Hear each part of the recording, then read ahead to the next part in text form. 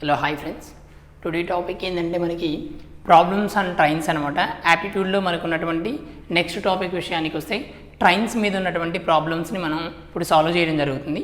ఈ టాపిక్లో మనకి బేసిక్గా 1 to 2 మార్క్స్ రావడం జరుగుతుంది అనమాట. ప్రతి ఎగ్జామ్లో మనకి యాప్టిట్యూడ్ ఉన్నటువంటి ప్రతి ఎగ్జామ్లో కూడా 1 to 2 మార్క్స్ వరకు గెయిన్ చేయడం జరుగుతుంది ఈ టాపిక్ నుంచి అనమాట. అయితే దీంట్లో ఫస్ట్ విషయానికి వస్తే దీని యొక్క బ్యాక్గ్రౌండ్ ఇంట్రడక్షన్ చూసినట్లయితే దీంట్లో మనకి ఏ విధంగా ప్రాబ్లమ్స్ అడుగుతాడో చూద్దాం. ఫస్ట్ టైప్స్ ఆఫ్ ప్రాబ్లమ్స్ అనమాట. ఫస్ట్ వన్ విషయానికి వస్తే ఏదైనా ఎక్స్ మీటర్ల పొడవు ఉన్నటువంటి ఒక రైలు, ఎక్స్ మీటర్ల పొడవు లెంత్ అనమాట, ఎక్స్ మీటర్ల పొడవు ఉన్నటువంటి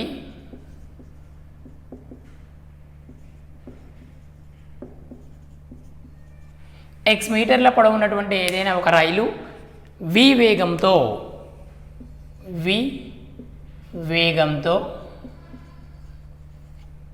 వేగంతో ఒక వ్యక్తిని నిలుచున్న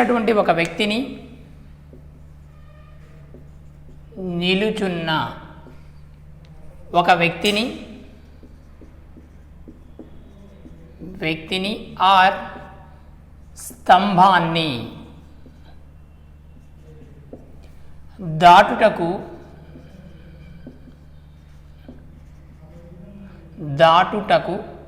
పట్టే కాలం ఎంత? పట్టే కాలం కనుక్కోవడం ఒకటి ఉంటుంది. అంటే ఎక్స్ మీటర్ల పొడవు ఉన్నటువంటి ఏదైనా ఒక రైలు వి వేగంతో నిలుచున్నటువంటి ఒక వ్యక్తిని లేదా స్తంభాన్ని దారుటకు పట్టే కాలం ఎంత? ఫర్ ఎగ్జాంపుల్ హియర్ ఇది ఒక ట్రైన్ అనుకున్నట్లయితే, ఇది ఒక ట్రైను. ఈ ట్రైన్ అంట నిలుచున్నటువంటి ఒక వ్యక్తిని ఈ వ్యక్తిని దారుటకు పట్టే కాలము ఎంత అన్నాడు. దీనికోసం ఏంటంటే టైం టీ ఈక్వల్ టు ఇక్కడ మనకి ఎక్స్ మీటర్లు లెంత్ కాబట్టి ఎక్స్ మీటర్లు బై వి వేగంతో కాబట్టి వేగము V velocity, therefore time tea equal to X by V అనమాట. టైం టీ ఈక్వల్ టు పొడవు బై వేగము అవుతుంది అనమాట.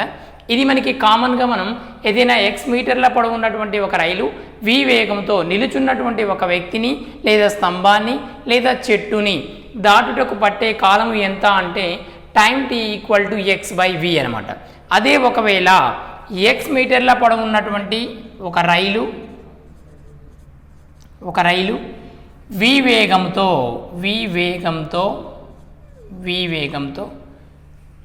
వై మీటర్ల పొడవు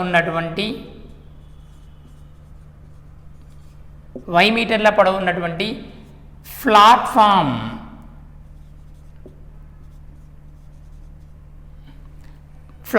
వై మీటర్ల పొడవు ఉన్నటువంటి ఒక ప్లాట్ఫామ్ను దాటుటకు పట్టే కాలం ఎంత?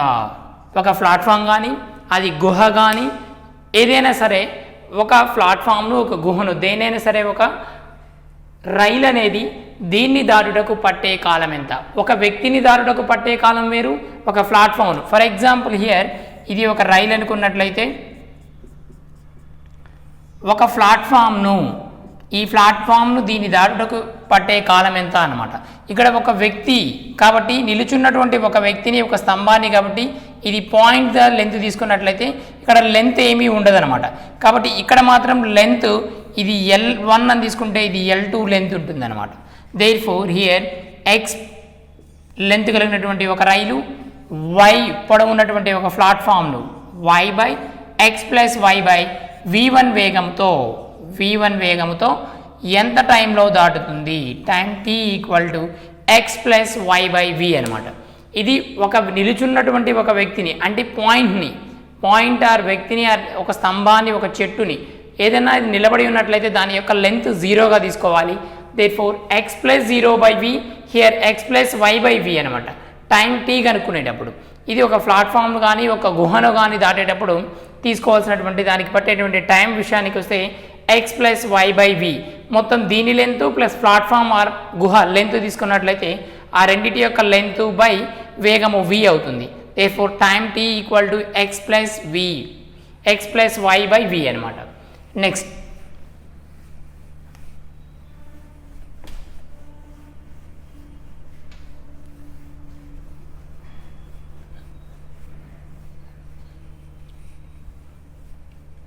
నెక్స్ట్ వన్ దీంట్లోనే ఏదైనా ఎక్స్ మీటర్ల పొడవు ఉన్నటువంటి ఒక రైలు, ఎక్స్ మీటర్ల లెంత్ ఉన్నటువంటి ఒక రైలు,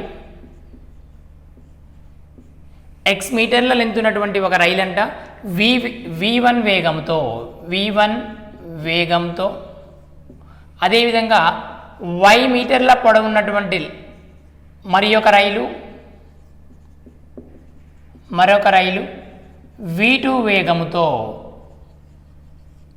వేగంతో ఈ రెండు కండిషన్స్తో అంటే ఎక్స్ మీటర్ల పొడవు ఉన్నటువంటి ఒక రైలు v1 వేగంతోను మరియు y మీటర్ల పొడవు ఉన్నటువంటి మరి ఒక రైలు v2 వేగంతోను వెళ్తూ ఉన్నట్లయితే అవి రెండిటికి రెండు కండిషన్స్ ఉంటాయి. ఒక కండిషన్ 1 విషయానికి వస్తేనేమో మనకి ఒకే డైరెక్షన్లో వెళ్తున్నప్పుడు ఒక రైలును మరి ఒక రైలు ఎంత సమయంలో దాటుతుంది, డైరెక్షన్ ఒకటే, ఒకే దిశలో వెళ్తున్నటువంటి రెండు రైళ్ళు ఒకదాన్ని ఒకటి ఎప్పుడు దాటుతాయి అని అడిగినప్పుడు మనకి దీనికి ఒక ఫార్ములా ఉందన్నమాట. దీనికి ఎక్స్ ప్లస్ రెండిటి యొక్క దూరాలు బై ఒకే డైరెక్షన్ కాబట్టి v1 minus v2 time t equal to ఒకే డైరెక్షన్ అయితేనేమో మనం ఇక్కడ మైనస్ పెట్టాలి, x plus why by v1 minus v2 వేగాల మధ్య ఉన్నటువంటి డిఫరెన్స్ తీసుకోవాలి కింద అనమాట. నెక్స్ట్ ఒకవేళ కండిషన్ 2 ఏంటంటే రెండు క్వైట్ ఆపోజిట్లో వెళ్తున్నప్పుడు అంటే ఒక రైలుకి మరి ఒక రైలు ఎదురుగా వస్తున్నప్పుడు ఒక రైలును మరి ఒక రైలు ఎప్పుడు దాటుతుంది అని అడిగినప్పుడు మనకి x plus why by v1 plus v2 time t equal to X plus why by v1 plus v2 అనమాట. Time t equal to here X plus why by v1 minus v2. ఈ టూ కండిషన్స్ని బేస్ చేసుకొని మనకి problems అనేవి ఉండటం జరుగుతుంది. వీటి మీద బాగా ఇంపార్టెంట్ ప్రాబ్లమ్స్, కొంచెం డెప్త్గా వెళ్తే మనకి వీటి మీద అనేవి క్వశ్చన్స్ రావడం జరుగుతుంది అనమాట. ఇవి రెండు ఇంపార్టెంట్. దీనితో పాటు మనకి స్పీడ్ని చేంజ్ చేయటం, kmph నుంచి మీటర్ ఫర్ సెకండ్లోకి, మీటర్ ఫర్ సెకండ్లో నుంచి kmphలోకి చేంజ్ చేయటం అనేది రావాలి. ఇక్కడ ఫస్ట్ కండిషన్ 1 విషయానికి వస్తే kmph నుండి కిలోమీటర్ పర్ అవర్ నుంచి మీటర్ ఫర్ సెకండ్లోకి చేంజ్ చేయటం. దీనికి విషయానికి వస్తే ఏదైనా ఒక ఇప్పుడు ఫర్ ఎగ్జాంపుల్ 5 kmphని మీటర్ ఫర్ సెకండ్లోకి మార్చమంటే 5/18ని మల్టిప్లై చేయాలి. దేర్ఫోర్ 5 × 5/18 ఇది మనకి మీటర్ ఫర్ సెకండ్ అవుతుంది అనమాట. అంటే ఇచ్చినటువంటి నెంబర్ని 5/18తో మల్టిప్లై చేసినట్లయితే అది kmph నుంచి మనం మీటర్ ఫర్ సెకండ్లోకి చేంజ్ చేస్తున్నాం అనమాట. అదేవిధంగా మనకి మీటర్ ఫర్ సెకండ్స్ నుంచి kmphలోకి చేంజ్ చేయాలంటే 18/5ని ఇంటూ చేయాలి. మల్టిప్లికేషన్ ఆఫ్ 18/5 చేస్తే వచ్చేది ఏంటంటే మీటర్ ఫర్ సెకండ్స్లో నుంచి kmphలోకి వస్తుంది అనమాట. అదేవిధంగా 5/18ని మల్టిప్లై చేసినట్లయితే kmph నుంచి మీటర్ ఫర్ సెకండ్లోకి వస్తుంది. ఈ విధంగా మనం ప్రాబ్లమ్స్కి సంబంధించి ప్రాబ్లంలో ఏవైనా చేంజెస్ చేయాలంటే ఈ రెండింటిని యూజ్ చేసుకొని చేంజ్ చేసిన తర్వాత ప్రాబ్లంని మనం సాల్వ్ చేయాల్సి వస్తుంది అనమాట. ఇవి మనకి సంబంధించినటువంటి ఈ ట్రైన్స్ అనేటువంటి టాపిక్లో ఉన్నటువంటి బ్యాక్గ్రౌండ్ అనమాట. ఇంట్రడక్షన్ మొత్తం ఇది నేర్చుకున్న తర్వాతే మనం ప్రాబ్లమ్స్ అనేవి సాల్వ్ చేయడం చాలా ఈజీగా ఉంటుంది. ఫస్ట్ ప్రాబ్లం నెంబర్ 1 చూద్దాం. ఓల్డ్ ఎగ్జామ్స్ని బేస్ చేసుకొని క్వశ్చన్స్ ఎక్స్ప్లెయిన్ చేయడం జరుగుతుంది అనమాట. 100 మీటర్స్ లెంత్ ఉన్నటువంటి ఒక రైలు, 100 మీటర్ల పొడవు ఉన్నటువంటి ఏదైనా ఒక రైలు 30 kmph స్పీడ్తో 30 kmph వేగంతో 30 kmph వేగంతో ప్రయాణిస్తూ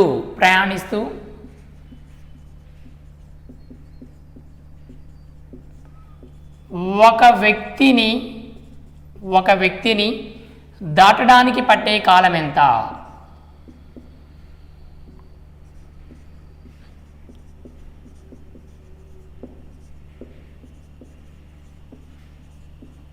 దాటడానికి పట్టే కాలం ఎంత? ఇక్కడ మనకి ఏమన్నాడంటే 100 మీటర్ల పొడవు ఉన్నటువంటి ఒక రైలు 30 kmph స్పీడ్తో ఒక వ్యక్తిని దాటడానికి పట్టేటువంటి కాలం ఎంత అన్నాడు. Therefore time t equal to దీని యొక్క లెంత్ 100 మీటర్స్, 100 ఇది మీటర్స్ అనమాట లెంత్. 100 metres by 30 kmph. ఇది మీటర్స్లో ఉంది, ఇది kmpHలో ఉంది. కాబట్టి మనం ఏం చేయాలి, మీటర్ ఫర్ సెకండ్లోకి చేంజ్ చేసుకున్నట్లయితే వేగాన్ని 30 × 5/18 30 × 5/18 అనమాట. దేర్ ఫోర్ 6 5 30, 6 3 18, 100 ఇంటూ ఈ 3 పైకి వస్తుంది 5 × 5, 5 1 5 20, 5 1 5 4, దేర్ ఫోర్ 12 సెకండ్స్లో వస్తుంది. మీటర్ ఫర్ సెకండ్లో కాబట్టి టైం ఎంత అంటే సెకండ్స్, 12 సెకండ్ల కాలం పడుతుంది అనమాట. ఆ ట్రైన్ అనేది ఆ వేగంతో 30 kmph వేగంతో ఒక వ్యక్తిని దాటడానికి పట్టేటువంటి కాలం ఎంత అంటే 12 సెకండ్స్ అనమాట, 12 seconds. Next problem number 2.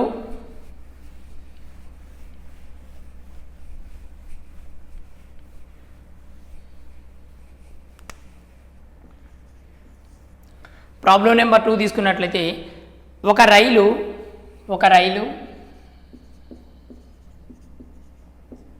132 kmph వేగంతో 132 kmph వేగంతో పొడవు 110 మీటర్స్ కలిగి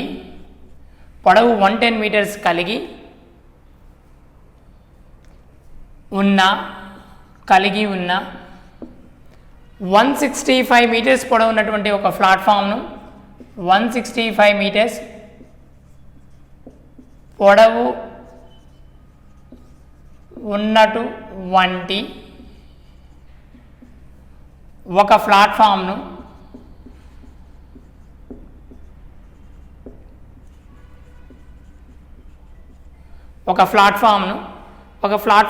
దాటుటకు పట్టే కాలం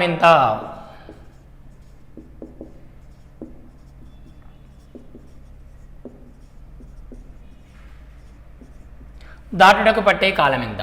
ఇక్కడ మనకి ట్రైన్ యొక్క స్పీడ్ ఇచ్చాడు, అండ్ అగైన్ ట్రైన్ యొక్క పొడవు ఇచ్చాడు, ప్లాట్ఫామ్ యొక్క పొడవు ఇచ్చాడు. Therefore time t equal to మనకి x ప్లస్ y/v అనమాట. దేర్ ఫోర్ హియర్ 110 ప్లస్ 165 ఇది మీటర్స్లో ఇచ్చాడు, ఇది మనకి kmpHలో ఇచ్చాడు.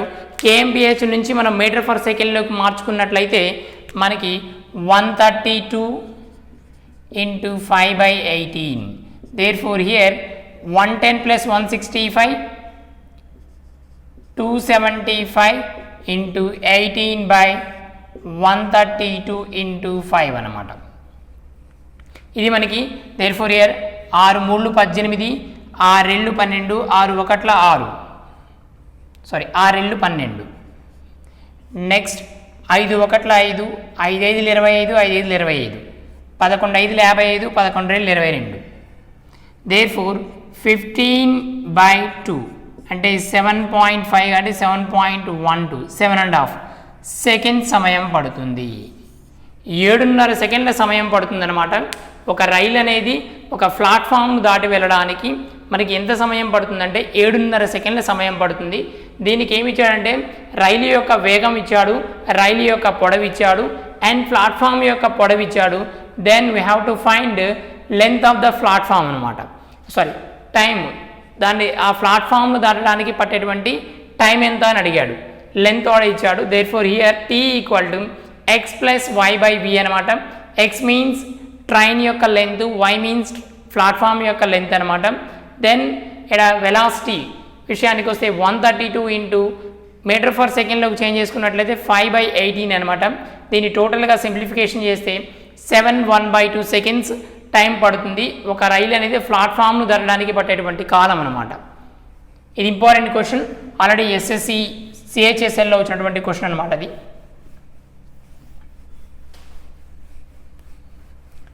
Next problem number 3. Problem number 3 విషయానికి వస్తే 144 kmph వేగంతో 144 kmph వేగం 144 kmph వేగం 100 మీటర్స్ పొడవు 100 మీటర్ల పొడవు గల 100 మీటర్ల పొడవు గల ఒక రైలు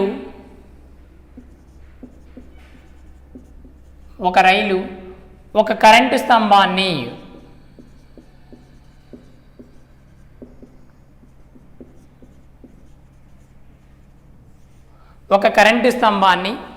ఎంత సమయంలో దాటుతుంది?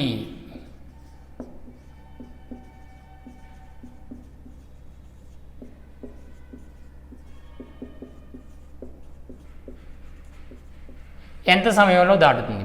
దీనికోసం మనకి ఇచ్చింది ఏంటంటే ఒక రైలు యొక్క వేగం ఇచ్చాడు, పొడవు ఇచ్చాడు, ఒక కరెంటు స్తంభాన్ని అన్నాడు. కాబట్టి స్తంభం యొక్క లెంత్ ఎప్పుడైనా సరే మనం 0గా తీసుకోవాలి. కాబట్టి therefore time t equal to 100 meters by 144 kmph ఇచ్చాడు. కాబట్టి దీన్ని మీటర్ ఫర్ సెకండ్లో మార్చుకుంటే 5/18 అనమాట. therefore దీన్ని క్యాలిక్యులేషన్ చేసినట్లయితే 6 3 18, 6 12, 6 4 24, 3 1 3 24.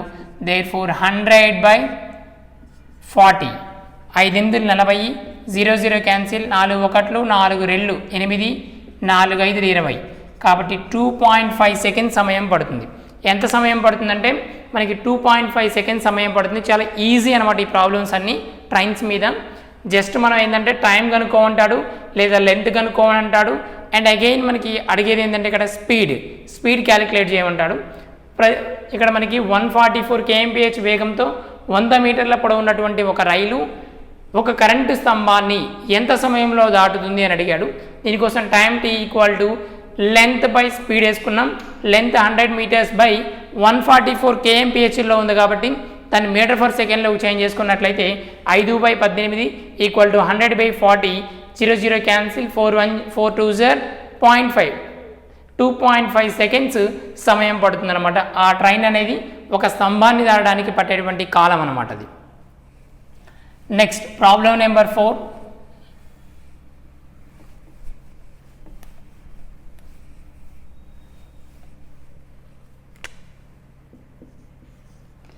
ప్రాబ్లం నెంబర్ 4 తీసుకుంటే 72 kmph వేగంతో 72 kmph వేగం 110 మీటర్స్ పొడవు 110 మీటర్ల పొడవు గల ఒక రైలు 132 మీటర్ల 132 మీటర్స్ పొడవు గల వంతెనను ఎంత సమయంలో దాటుతుంది?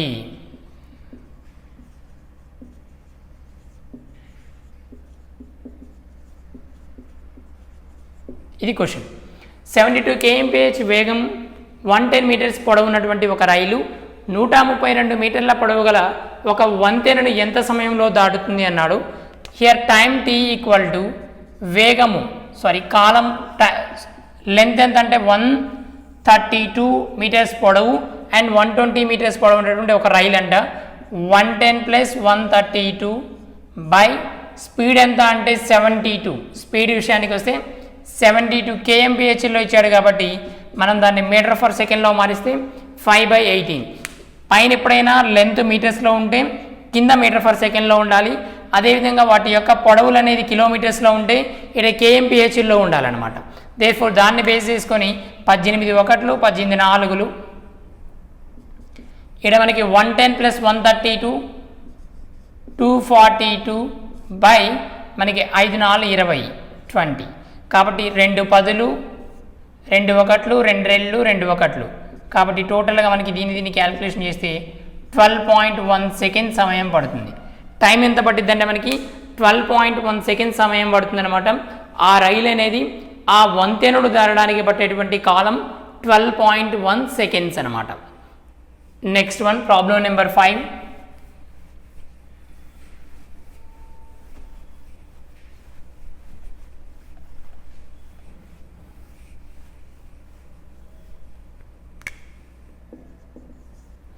ప్రాబ్లం నెంబర్ 5 తీసుకున్నట్లయితే 360 మీటర్స్ పొడవు కలిగినటువంటి 360 మీటర్స్ పొడవు 360 మీటర్స్ పొడవు 45 kmph వేగంతో 360 మీటర్స్ పొడవు అండ్ 45 kmph వేగంతో నడుస్తున్నటువంటి రైలు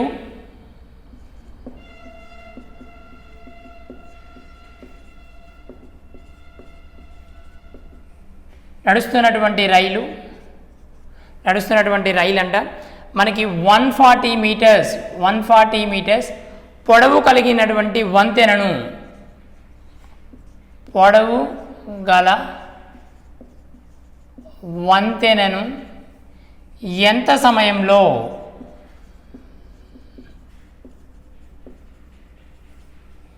దాటుతుంది?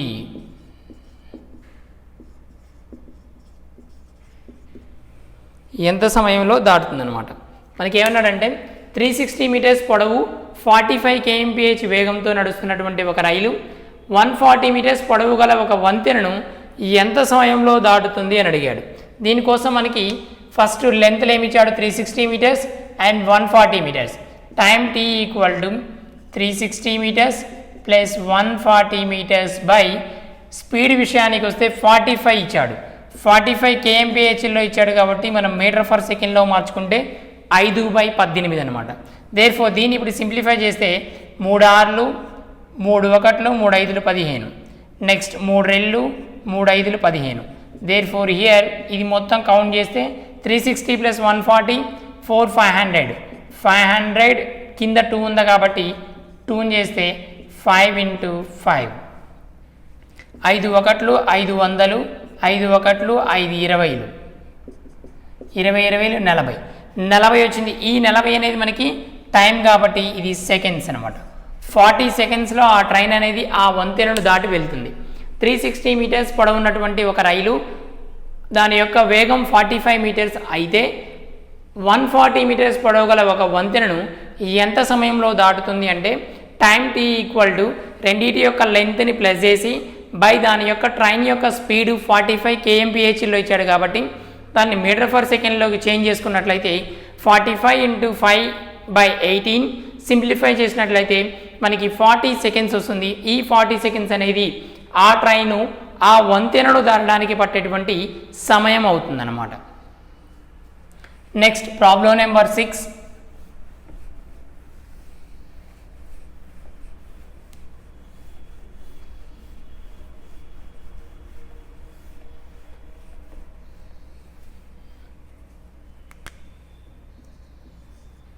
ప్రాబ్లం నెంబర్ 6 విషయానికి వస్తే ఒక రైలు 10 నిమిషాల్లో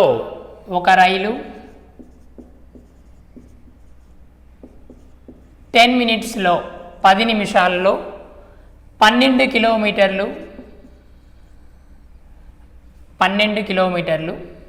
ఒక రైలు 10 నిమిషాల్లో 12 కిలోమీటర్లు నడిచింది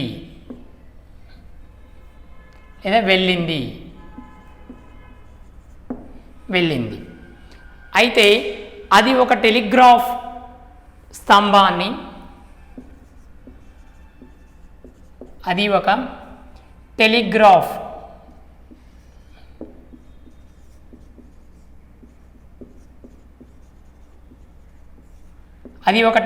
స్తంభాన్ని 6 సెకండ్లలో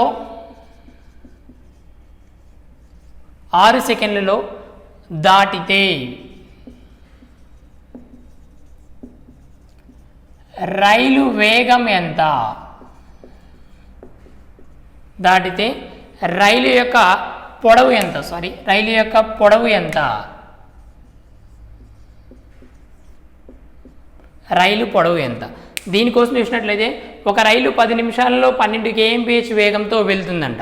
అయితే మనకి 10 నిమిషాల్లో 12 కిలోమీటర్లు వెళ్తే గంటకు ఎన్ని కిలోమీటర్లు వెళ్తుంది? 10 నిమిషాల్లో 12 కిలోమీటర్లు వెళ్తే గంటకు 60 × 12/10 16 60 6 12 12 72 72 kmph వేగంతో మనకి ఒక రైలు అనేది వెళ్తుందన్నమాట. రైలు యొక్క వేగం కనుక్కున్నట్లయితే అది ఒక టెలిగ్రాఫ్ స్తంభాన్ని 6 సెకండ్లతో దాటితే రైలు పొడవు ఎంత అన్నాడు. రైలు పొడవుని ఎక్స్ మీటర్లు అనుకుందాం. ఎక్స్ మీటర్లు అనుకున్నట్లయితే time tea equal to time ఎంత మనకి 6 సెకండ్స్ పడుతుంది కాబట్టి time tea equal to 6 equal to time t అంటే 6 అనమాట. 6 సెకండ్స్ ఈక్వల్ టు ట్రైన్ యొక్క పొడవు విషయానికి వస్తే ఎక్స్ మీటర్లు అనుకుందాం. ట్రైన్ యొక్క పొడవు ఎక్స్ మీటర్లు అనమాట. దేర్ఫోర్ స్పీడ్ విషయానికి వస్తే 72 మీటర్ ఫర్ సెకండ్లో మార్చుకుంటే 5/18 అనమాట. ట్రైన్ యొక్క పొడవును మీటర్లో తీసుకున్నాము కాబట్టి దాని యొక్క వేగాన్ని కూడా మీటర్లో తీసుకోవాలి కాబట్టి 72 × 5/18 అనమాట. దేర్ఫోర్ ఇయర్ 18 ఒకట్లు 18 నాలుగులు వేరే ఎక్స్ ఈక్వల్ టు 4 5 20 20 అంటే పంపిస్తే 6 × 20 120 మీటర్స్. రైలు యొక్క పొడవు ఎంత అంటే 120 మీటర్స్ అనమాట. ఇది ఇంపార్టెంట్ ప్రాబ్లం. 3 or 4 టైమ్స్ మనకి ఎగ్జామ్లో వచ్చినటువంటి క్వశ్చన్, ఎస్ఎస్సిలో వచ్చింది అండ్ ఆర్ఆర్బీలో వచ్చినటువంటి క్వశ్చన్ అనమాట. ఒక రైలు 10 నిమిషాల్లో 12 కిలోమీటర్లు వెళ్ళింది. అది ఒక టెలిగ్రాఫ్ స్తంభాన్ని 6 సెకండ్లలో దాటితే రైలు యొక్క పొడవు ఎంత అన్నాడు. మనం కేఎంపిహెచ్లో రైలు యొక్క వేగం అనుకున్నాం. దాన్ని తీసుకొని మనకి టైం ఆల్రెడీ ఇచ్చాడు కాబట్టి టైం టీ ఈక్వల్ టు పొడవు ఎక్స్ మీటర్లు అనుకుందాం రైల్ది. ఎక్స్ బై వేగం విషయానికి వస్తే 72 కేఎంపిహెచ్ కాబట్టి ఈ కేఎంపిహెచ్ని మీటర్ ఫర్ సెకండ్లోకి చేంజ్ చేసుకున్నట్లయితే 72 × 5/18 18 1 * 18 4 4 5 20 కాబట్టి x equal to 6 × 20 therefore 120 meters అనమాట. ఇది ట్రైన్ యొక్క లెంత్. ట్రైన్ లెంత్ ఎంత అంటే 120 మీటర్స్. Next problem number 7.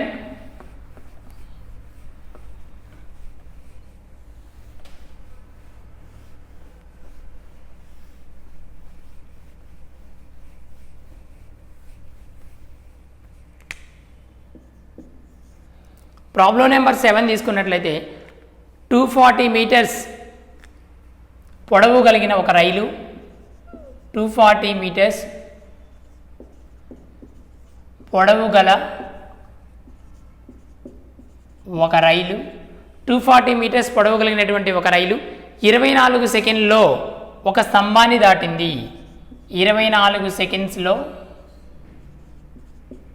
ఒక స్తంభాన్ని దాటింది. 24 సెకండ్లో ఒక స్తంభాన్ని దాటింది. 650 మీటర్ల పొడవు ఉన్నటువంటి ఒక ప్లాట్ఫామ్ను 650 మీటర్ల పొడవు ఉన్న ఒక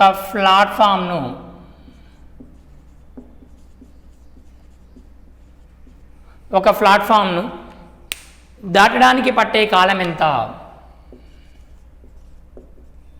దాటడానికి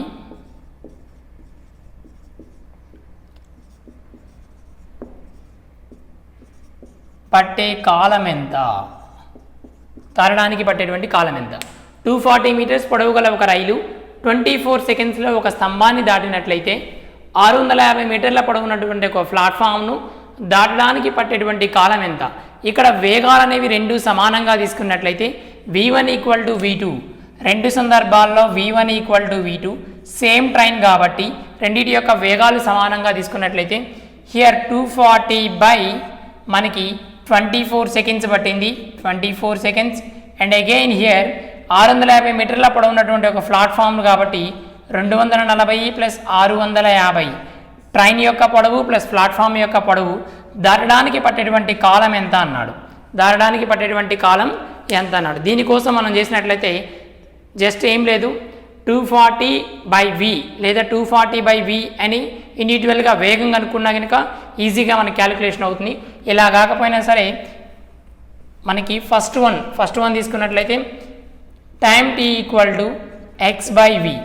దేర్ఫోర్ హియర్ టైం t అంటే 24 సెకండ్స్ ఈక్వల్ టు 240/v1 తీసుకుందాం. దేర్ఫోర్ హియర్ మనకి టైం t = v1 క్యాన్సిలేషన్ చేస్తే 24 10s.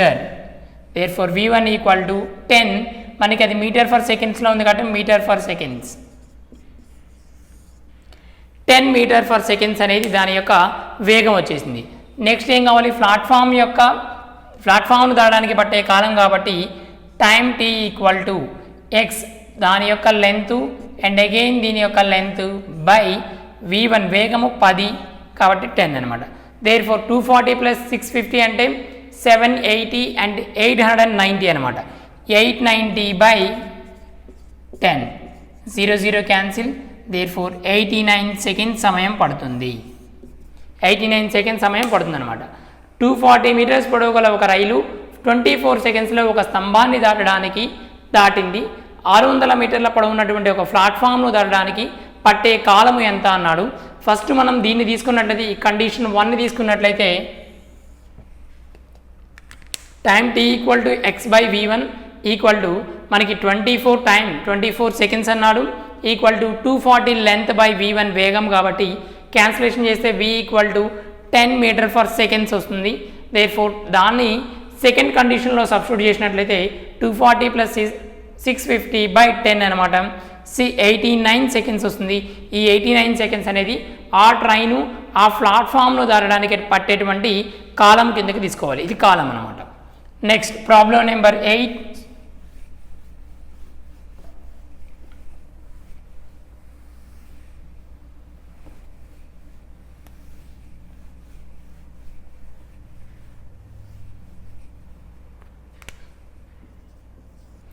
ప్రాబ్లం నెంబర్ 8 తీసుకున్నట్లయితే 800 మీటర్స్ పొడవు కలిగినటువంటి 800 మీటర్స్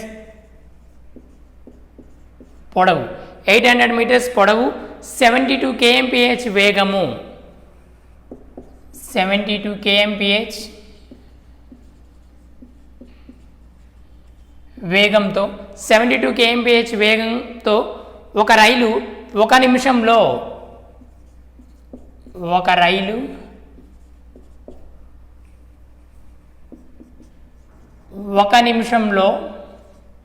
ఒక గుహను దాటింది.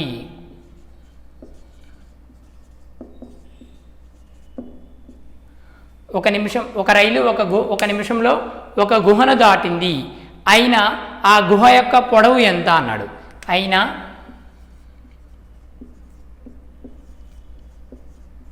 ఆ గుహ పొడవు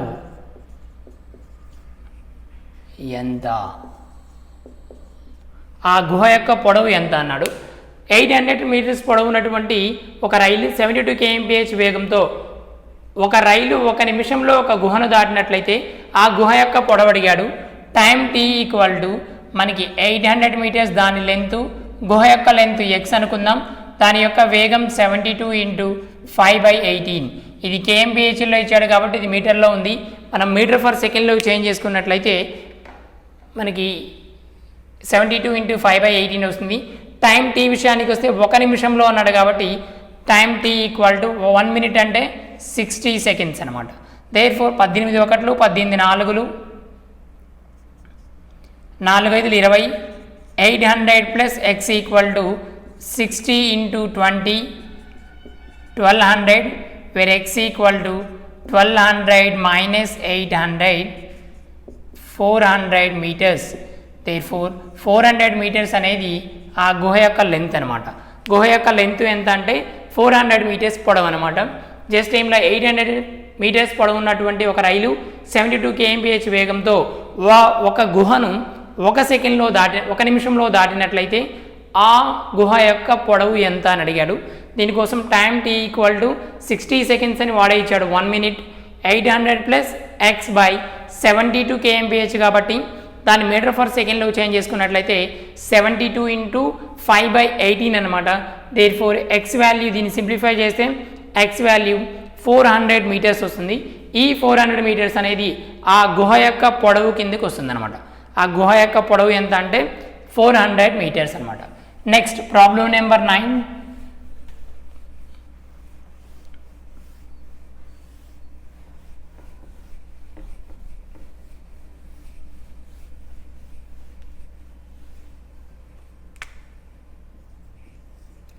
ప్రాబ్లం నెంబర్ 9 తీసుకున్నట్లయితే ఒక రైలు ఒక స్తంభాన్ని 15 సెకండ్స్లో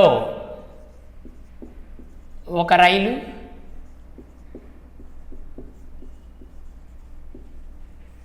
ఒక స్తంభాన్ని 15 సెకండ్స్లో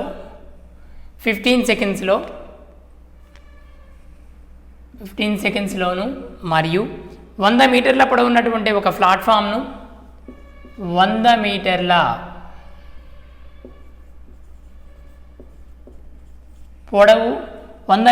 పొడవు ఉన్నటువంటి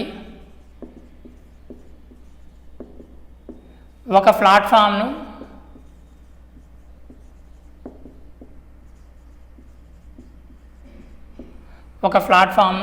100 మీటర్ల పొడవు ఉన్నటువంటి ఒక ప్లాట్ఫామ్ను 25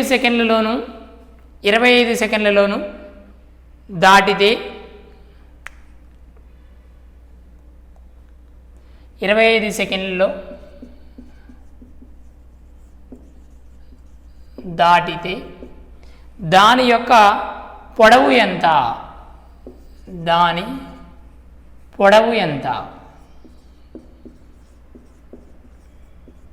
మనకి ఒక రైలు ఒక స్తంభాన్ని 15 సెకండ్లో దాటిందంట. 100 మీటర్ల పొడవు ఉన్నటువంటి ఒక గుహను మనకి ఒక ప్లాట్ఫామ్ను 25 సెకండ్లో దాటితే దాని యొక్క పొడవు ఎంత అన్నాడు. ఇక్కడ వేగాలు రెండు సమానంగా తీసుకున్నట్లయితే ట్రైన్ యొక్క పొడవు x మీటర్లు అనుకుంటే x by 15 seconds equal to x plus 100/25 seconds అనమాట. 5 3 5 5 25 క్రాస్ మల్టిప్లికేషన్ చేస్తే 5x equal to 3x plus 300. Therefore ఇది వస్తే 5x minus 3x 2x equal to 300 150. Therefore x అనేది రైలు యొక్క పొడవు కాబట్టి 150 మీటర్స్ అనమాట.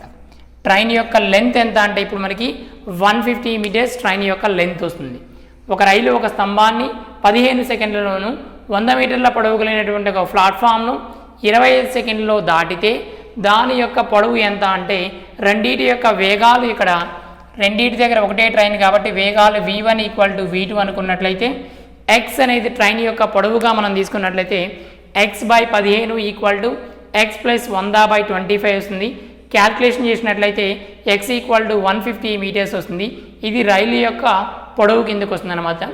ఇది మనకి పార్ట్ 1 అనమాట. ట్రైన్స్ ప్రాబ్లమ్స్ ఆన్ ట్రైన్స్ మీద పార్ట్ 1 విషయానికి వస్తే ఇది. నెక్స్ట్ విషయానికి వస్తే పార్ట్ 2 కొంచెం డెప్త్గా ఉంటుందన్నమాట.